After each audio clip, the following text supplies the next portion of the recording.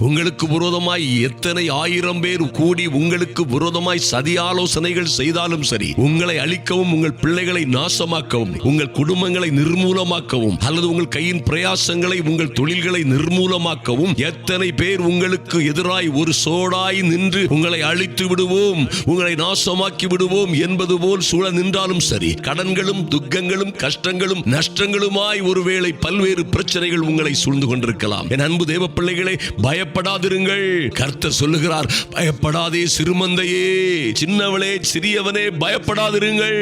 பயப்படாதே சிறுமந்தையே, உங்களுக்கு ராஜ்யத்தை கொடுக்க உங்கள் பிதா சர்வ வல்லமையுள்ள தேவன் உங்களுடைய பிதாவாய் இருக்கிறார் என்பதை ஒரு நாளும் அந்த நம்பிக்கையை விட்டுவிடாதிருங்கள். இந்த வானத்தையும் பூமியையும் சகலத்தையும் படைத்தவர் என்னுடைய தகப்பன் என்று சொல்வதிலே நீங்கள் ஒரு நாளும் விசுவாச குறைவோடு இருக்கக்கூடாது. அருமையான தேவ பிள்ளைகளே,